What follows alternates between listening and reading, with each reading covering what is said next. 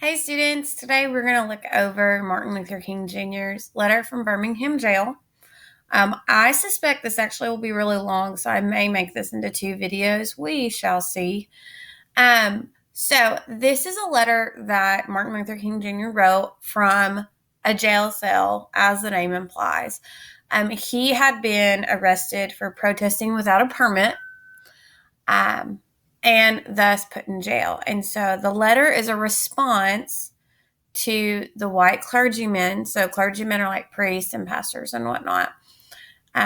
They had written a letter and published it in the local newspaper, basically reprimanding and calling out King and the people that protested for their actions, saying that this was not the time for them to be protesting, and really just putting him down for that. And so as King was sitting in his jail cell, he wrote this as a response to that. And what's really cool is he wrote it in the margins of the newspaper. So that's pretty amazing. Yeah.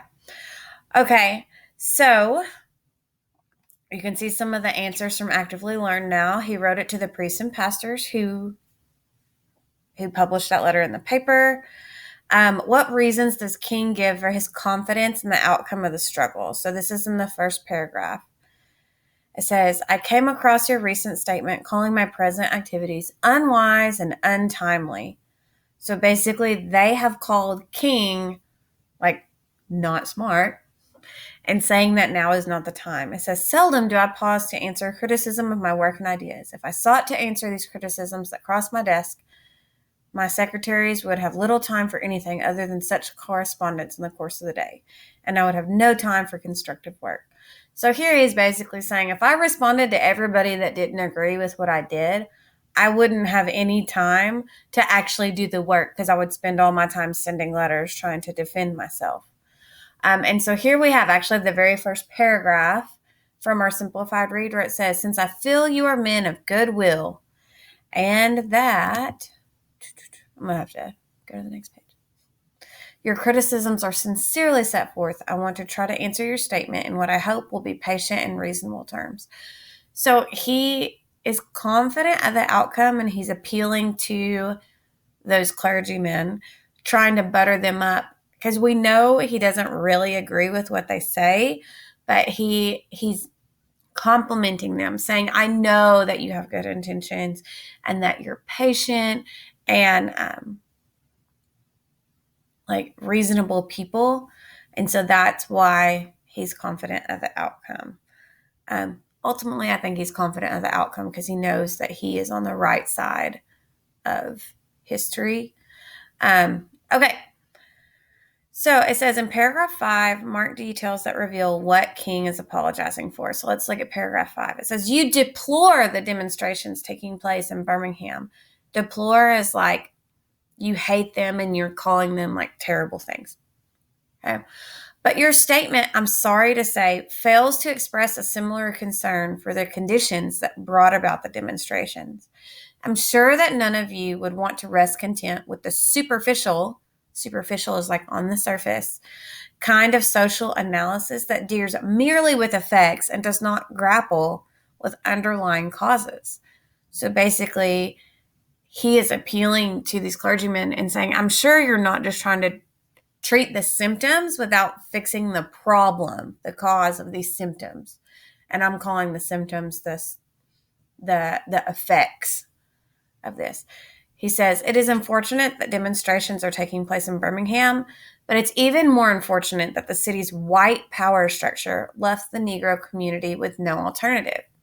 So here, he's saying he's sorry, but Dr. King is really not sorry. He's basically saying, I'm sorry that you don't understand what the problem is. So he's not really sorry for anything other than calling them out on their misconception and where they're wrong. He's expressing his apology in this way to come across as respectful. And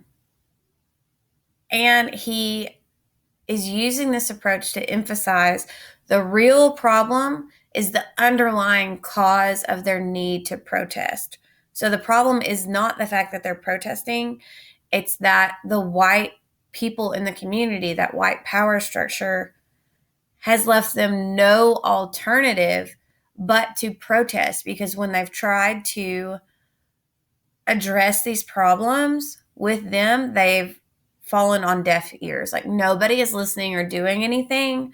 So they are protesting in order to create a tension. And I think we're going to talk about tension later in the passage. So I don't want to get into that too much. Okay. So this part, this mindful of the difficulties involved, we decided to undertake a process of self-purification. So this is one of the first things that we had in our simplified text. It says, we began a series of workshops on nonviolence, and we repeatedly ask ourselves, are you able to accept blows without retaliating? Are you able to endure the ordeal of jail? We decided to schedule our direct action program for the Easter season, realizing that except for Christmas, this is the main shopping period of the year. Knowing that a strong economic withdrawal program would be the byproduct of direct action, we felt that this would be the best time to bring pressure to bear on the merchants for the needed change. Okay, so number one, King is setting forth in this paragraph those individuals that are going to take action.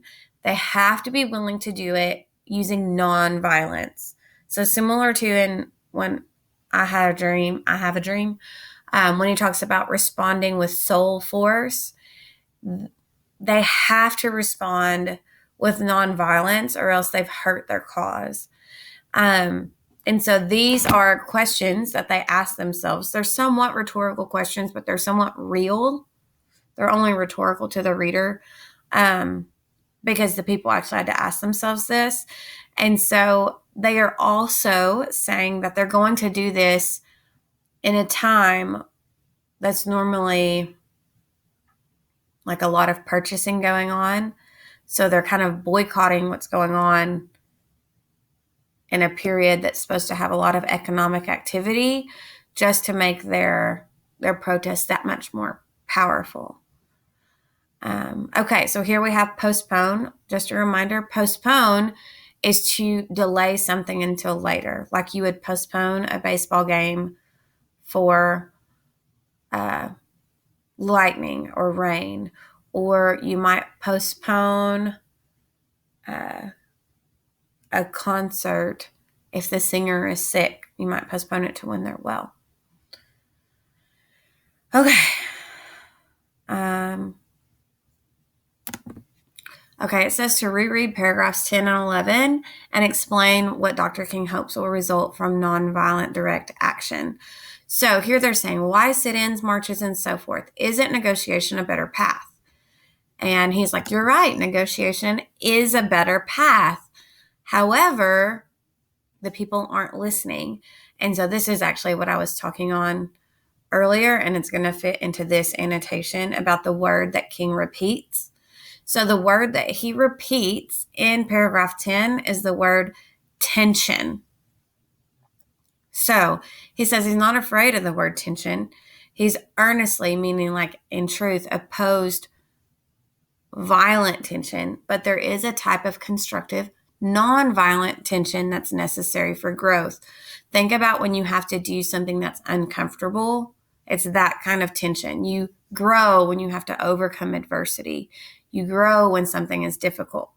And so since the white population, the people in charge, have failed to listen to them and failed to negotiate, they are protesting so to put pressure on society to make a change.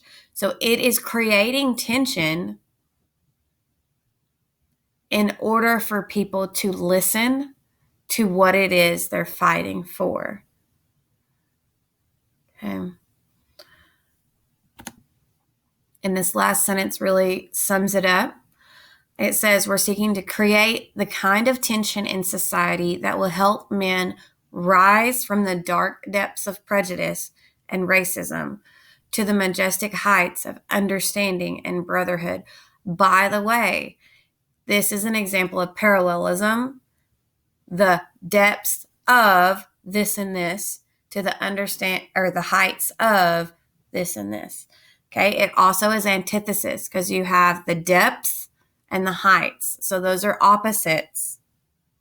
And they're using those opposites to show the differences between prejudice and racism. That is the polar opposite of understanding and brotherhood.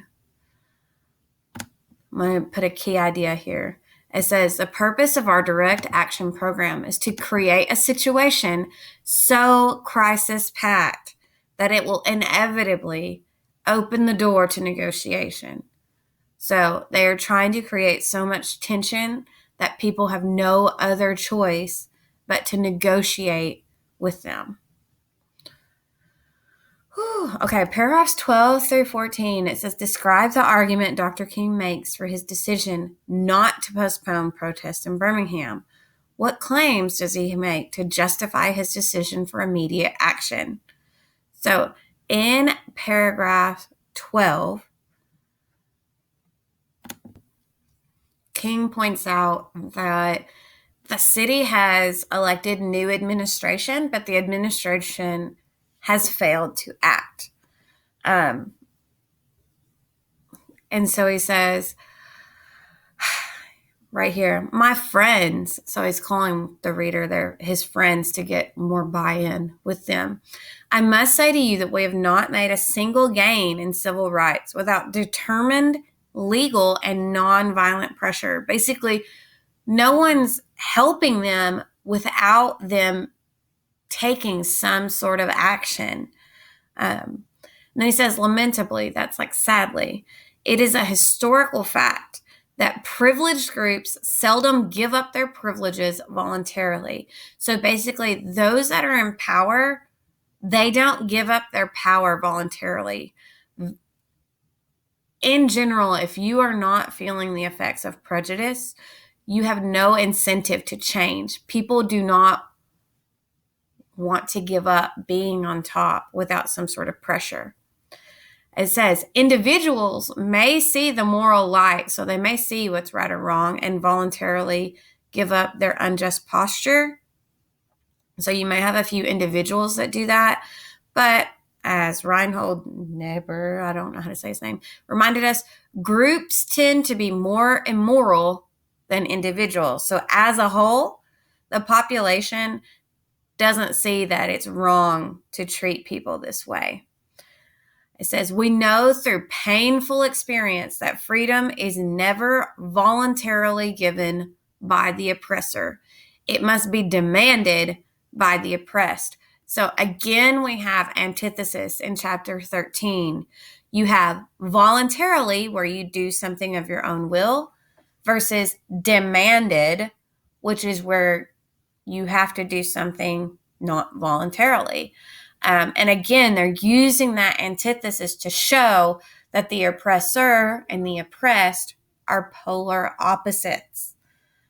Okay. It says, I've yet to engage in a direct action campaign that was well timed in the view of those who have not suffered unduly from the disease of segregation. So for years now, he has heard, sorry, I actually really love this paragraph. The word wait, it rings in the ear of every Negro with piercing familiarity. This wait has almost always meant never. We must come to see with one of our distinguished jurists that justice too long delayed is justice denied. So that quote, by the way, is like a super famous quote. In this paragraph, in these two paragraphs rather, while the white people that wrote the letter, those white clergymen, are basically saying now is not the time to protest, he says there's never a good time to protest if you are not being discriminated against. Okay, so it's hard to ask those that are in the trenches dealing with discrimination to wait and continue to endure these hardships.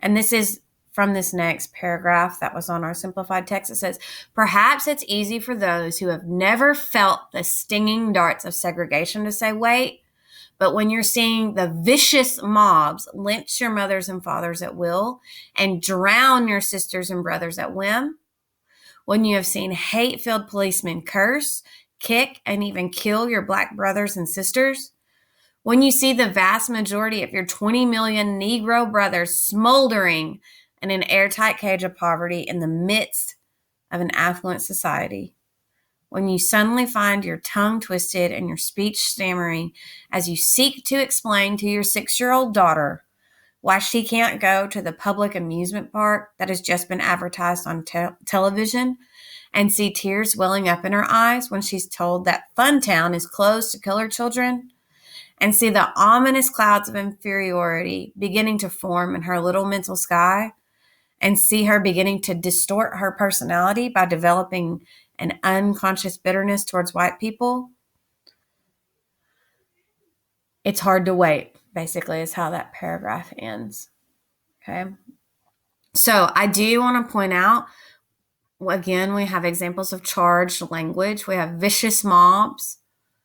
We also have an example of parallelism, that lynch your mothers and fathers, drown your sisters and brothers, and then it even has at will, at whim. So that's another example of parallelism. Okay. Whew, I got a little heated reading that. So I obviously love Martin Luther King Jr. He is a genius with words. If you haven't read this whole paragraph, it's really awesome. You should read it. Okay, it says in paragraph 15, Dr. King explains there's 2 types of laws. What are the 2 types of laws? In paragraph 15, he talks about there are just laws that are morally correct, like thou shalt not kill. And then there are unjust laws. Unjust laws are laws that seem good, such as you can't protest without a permit. Okay. But they're really used to keep people down. So, for example, if you don't want people to protest, just don't give them a permit to protest. Okay? You shouldn't stifle someone's right to protest under the guise of, well, you didn't have a permit. And so it says, how does one determine, in paragraph 16, whether a law is just or unjust? A just law is a man-made code that squares with the moral law or the law of God, meaning it's what's right. An unjust law is one that is out of harmony with moral law. So, to put it in terms of St. Thomas Aquinas, there's an example of illusion. Okay, he's quoting somebody that is well known from the Bible. Actually, I don't know that he's from the Bible. I think he's just a Christian philosopher. Anyway, an unjust law is a human law that is not rooted in eternal law and natural law. Any law that uplifts human personality is just. So if it's uplifting to people, it is a just and pure law. But if it degrades human personality, if it puts people down and kind of keeps them from reaching their full potential or giving them the liberties that they deserve, then it is unjust. So, and he's saying these unjust laws give the segregator a false sense of superiority and the segregated a false sense of inferiority. People are inherently equal, but he's saying the laws, such as separate but equal, are really unjust because they don't fit with God's and humanity's moral code. Whew. Okay. And I feel like I just explained why his decision to break the law. He was doing what was morally correct and right, so he felt he was just in breaking that law. This was one of our close read paragraphs where it says he was arrested on a charge of parading without a permit. And this is the example I just talked about. There's nothing wrong with having an ordinance that requires a permit for a parade. But when you use that ordinance to stifle somebody's voice and privilege of peaceful assembly and protest, then it becomes an unjust law. Okay, in paragraph 17 and 18, it says, mark the words that sound as though he's actually speaking to his readers. So it says, let us consider a more concrete example. So he's including the reader when he uses let us there. He also says, let me give another explanation. So again, he's addressing the reader directly. Why is he walking him through his reasoning? He walks them through the reasoning because he wants them to understand exactly where he's coming from when he's describing these just and unjust laws. This approach affects how his readers understand and respond. They're more likely to respond because he's speaking to them directly. Okay, and so that pulls the reader into his cause. And because he takes such steps to walk them through his argument step by step, it's more likely that they're going to understand and sympathize with his cause. Okay. It says in paragraph 21, King uses the rhetorical technique of allusion. What text evidence could I use to back up that claim? So remember, allusion is when you reference a well-known work of art, event, or person. So in this case, Shadrach, Meshach, and Abednego, and also Nebuchadnezzar would be your evidence that he used allusion, because those are famous people from the Bible. You also could say that he talks about the Roman Empire, and he assumes that the reader would be familiar with the Roman Empire. So that's another example of allusion. And then here he talks about Socrates. And so there's another example of allusion in that paragraph.